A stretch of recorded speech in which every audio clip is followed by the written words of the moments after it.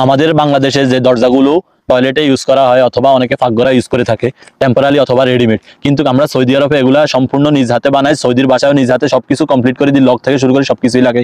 এখন আসি আপনাদেরকে আজকে আমি দেখানোর চেষ্টা করব যে আমরা একটা দরজা লাগানোর জন্য কি কি প্রয়োজন অথবা কি কি রাখি।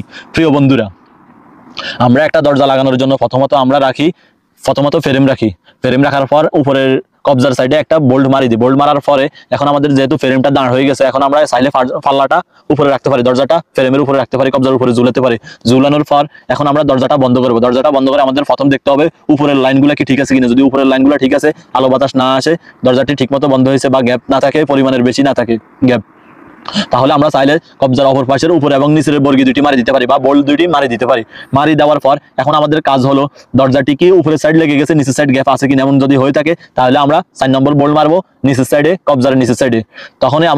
যখন আমরা কবজার নিচের সাইডে বোল্টটি মারবো তখন আমাদের সম্পূর্ণ দরজাটি দাঁড় হয়ে যাবে। এবং মাঝখানে যে সাইডটা বোল্ট মারবো এগুলো দরজা দীর্ঘস্থায়ী করার জন্য, কিন্তু আমরা যখন নিচে বোল্টটি মারবো তখন দেখতে হবে আমাদের সাইডে কি কোনো গ্যাপ আছে কিনা। যদি গ্যাপ থাকে অবশ্যই জাম দিতে হবে, প্যাকিং দিতে হবে বা এসে যে কোনো কিছুই দিতে পারেন। এবং যদি উপরে গ্যাপ থাকে তাহলে নিচের সাইডে, কবজার নিচের সাইডে আপনি যখন প্যাকিং দিবেন, জাম দিবেন, তখন অটোমেটিক দরজা উপরের দিকে চলে যাবে। আমি দেখি সবসময় বাংলাদেশও দরজা লাগাতে গেলে প্রথমত ফ্রেমের বাইরে কেলাম থাকে, কেলামগুলা ঢুকানোর সময় কলম ভাঙি ফেলে অথবা দেয়াল থাকলে দেয়াল ভাঙি কলম ঢুকে, কিন্তু না, সৌদি আরবে খুবই সিম্পল। একটা দরজা লাগানোর জন্য প্রথমত ফ্রেম রাখা হয়। ফ্রেম রাখার পরে ফ্রেমের উপরের সাইডে বোল্ট মারা হয়, হোক সে ওয়ার্কশপের ডোর, হোক অ্যালুমিনিয়ামের ডোর, হোক থাইয়ের ডোর বা যে কোনো কিছু। সিস্টেম এটাই যে প্রথমত ফ্রেম রাখছেন, ফ্রেম রাখার পরে বোল্ট মারি দিয়েছেন, বোল্ট মারার পরে আপনার দরজাটি সম্পূর্ণ দাঁড়িয়ে গেছে। এখন কথায় আসি মূল বিষয়।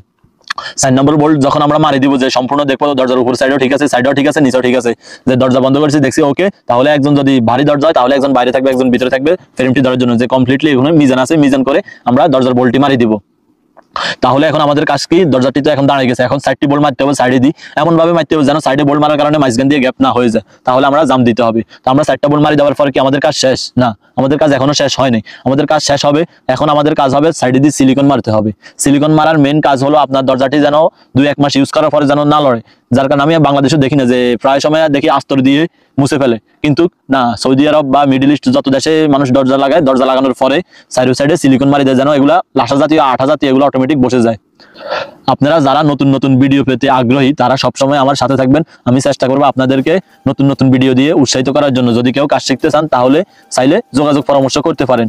আর আমি চেষ্টা করব সবসময় উপদেশমূলক কিছু করার জন্য, যতটুকু জানি কখনো ক্ষতি করার চেষ্টা করব না। আর কেউ যদি এমন কাজ শিখতে চায় চাইলে যোগাযোগ করতে পারেন। আলহামদুলিল্লাহ যতটুকু জানি জানাই দেবো ইনশাআল্লাহ। যারা আমার পুরো ভিডিওটি দেখছেন তাদেরকে অন্তঃস্থল থেকে ধন্যবাদ জানাই। এবং আপনি যদি নতুন হয়ে থাকেন অবশ্যই লাইক, কমেন্ট, শেয়ার করে অন্যকে দেখার সুযোগ করে দিবেন। প্রিয় বন্ধু।